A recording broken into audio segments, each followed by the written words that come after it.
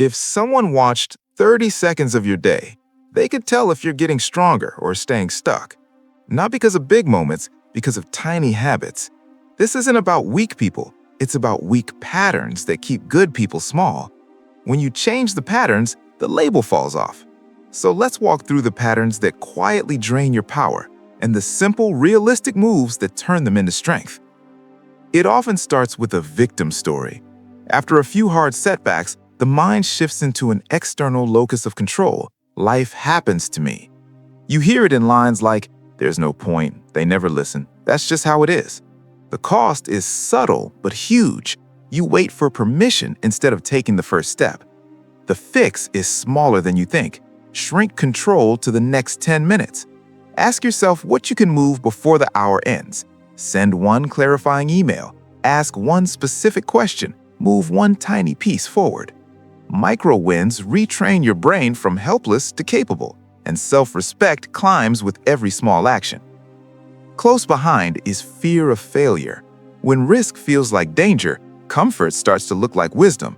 You stay in the familiar lane, tell yourself you're waiting for the right time, and call it planning. The cure is 2-minute courage paired with version 0. Touch the scary thing for 120 seconds. Open the application and fill the first box. Record a 30-second practice clip. Write a rough first paragraph on purpose.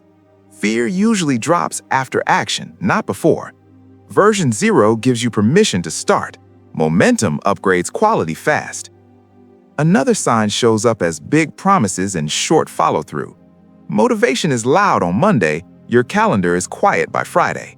You make commitments to others and to yourself, then let tiny obstacles knock you off track.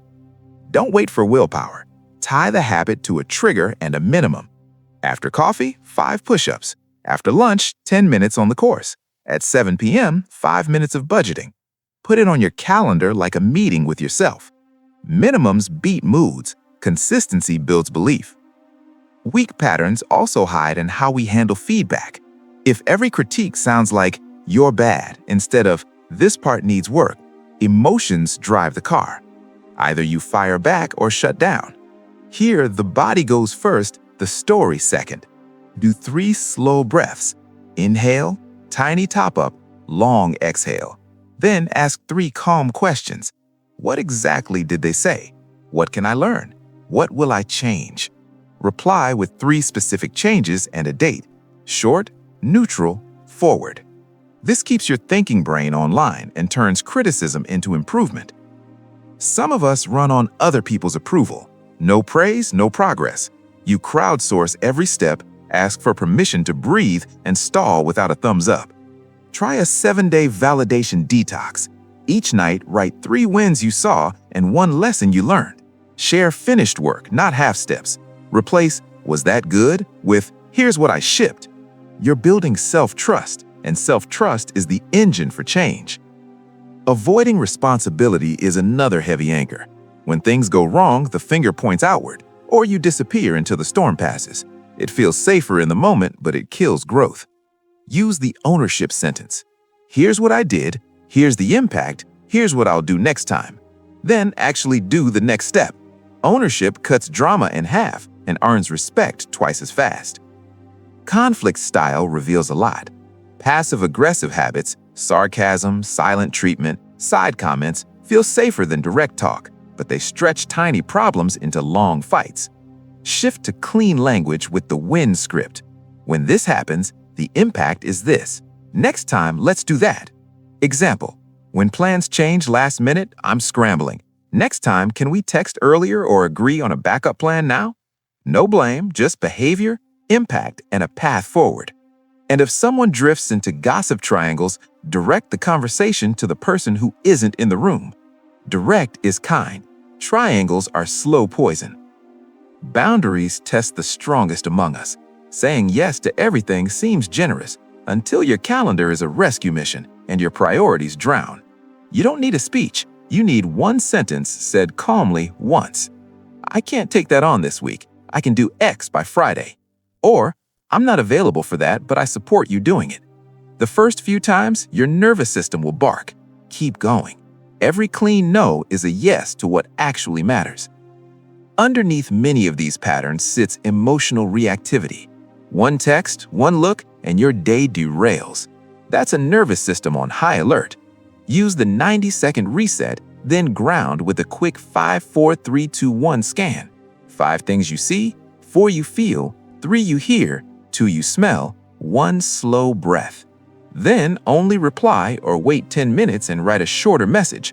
You'll be amazed how often a storm shrinks to a sprinkle when your body settles. Daily distraction makes everything worse. Scroll, snack, switch. Cotton candy dopamine that melts your focus. Don't fight every urge. Change the room. Put your phone in another room, turn on Do Not Disturb with only a few people whitelisted, run a one-tab browser rule, and work in 25-minute focus blocks with 5-minute breaks. Jot down urges on a sticky note instead of following them. Most urges vanish in under 2 minutes if you starve them of attention. There's one more quiet fix that unlocks many doors: a scoreboard. Without one, weeks blur. You feel busy but can't name wins. Add a Friday scorecard. 10 minutes, 3 lines. What worked? What didn't? What I'll try next. Then pick one lead measure for the next week.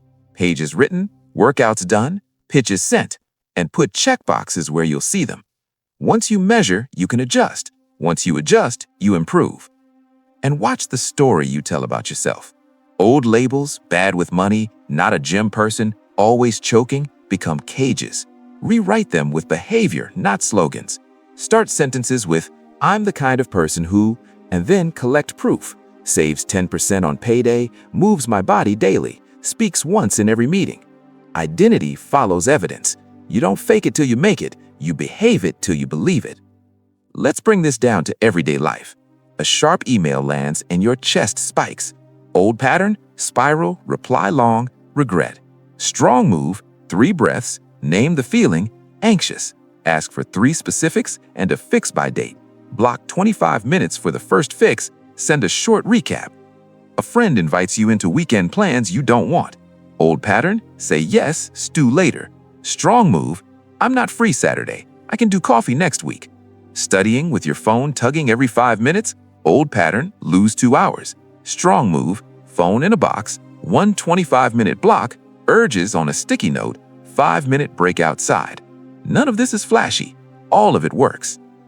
Here's a simple way to start this week.